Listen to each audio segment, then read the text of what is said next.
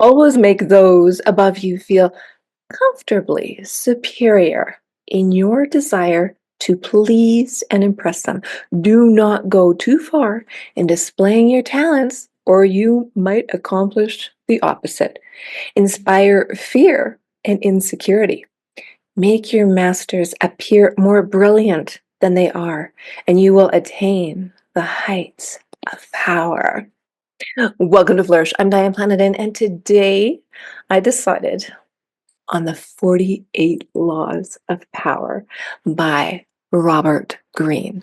In this political climate we're in right now, 2025, I think it's important for people to understand what is really going on here.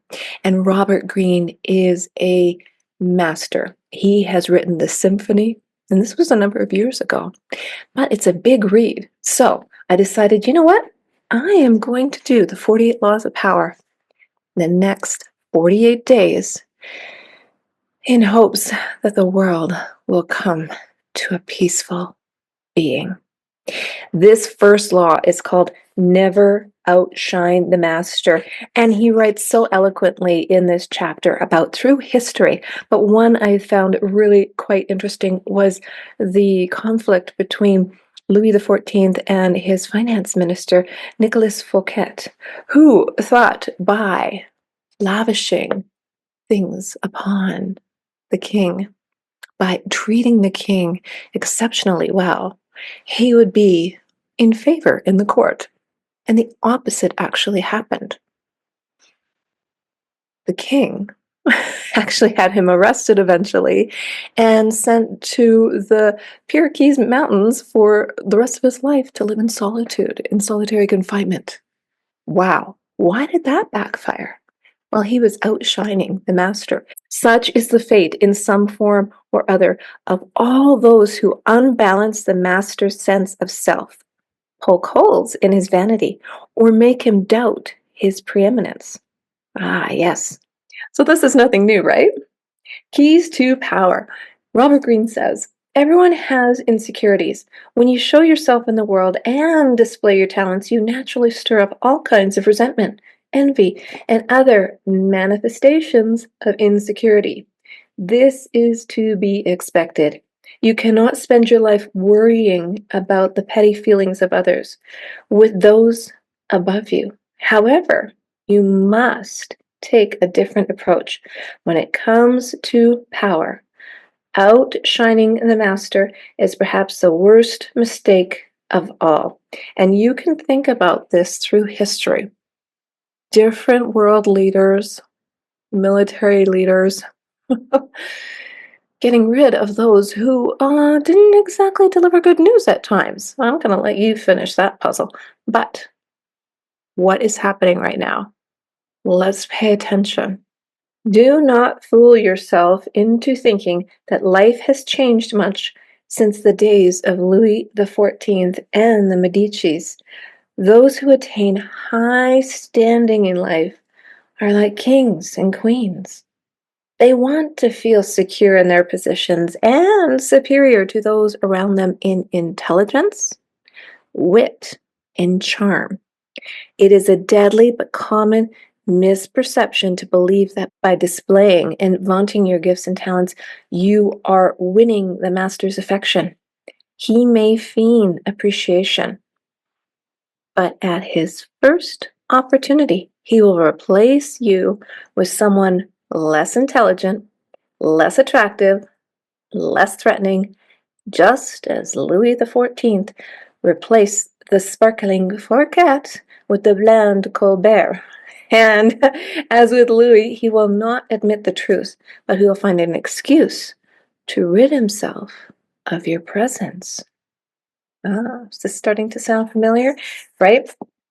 The more things change, the more they stay the same. Remember, never take your position for granted and never let any favors you receive go to your head. Knowing the dangers of outshining your master, you can turn this law to your advantage. First, you must flatter and puff up your master.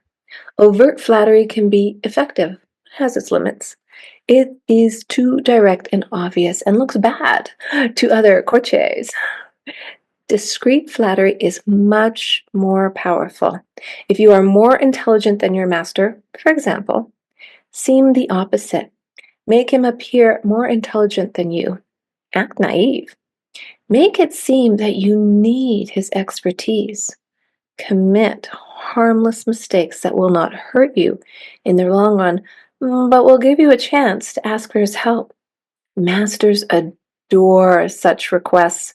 A master who cannot bestow on you the gifts of his experience may direct rancor and ill will at you instead.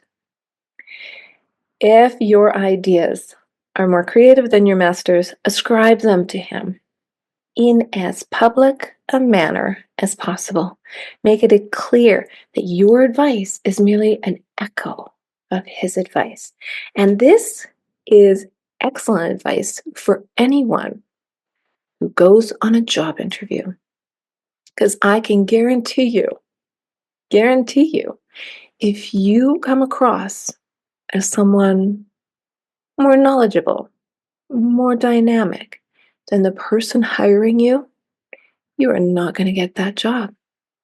That's an unfortunate situation, but ego has a strange way of rearing its ugly head, even when you don't realize it.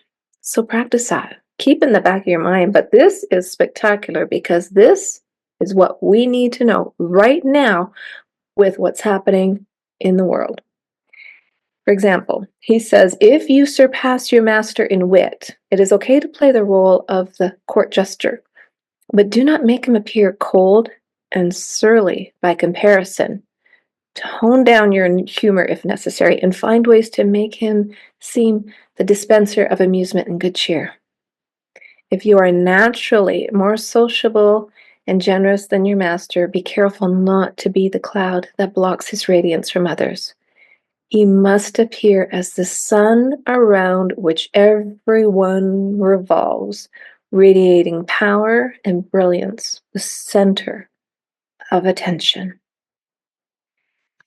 It is not weakness to do this, but sometimes you need to strategize, plan. Think of it as psychological warfare, if you like. Us humans are complicated, and I'm going to link in the show notes the laws of human nature. And I'm going to put the playlist right up here so you can have that link at your fingertips. This day and age, it's so important. We know what's going on. We have the information. We have the tools. And it's free. So hit that subscribe button and I will see you in the next law.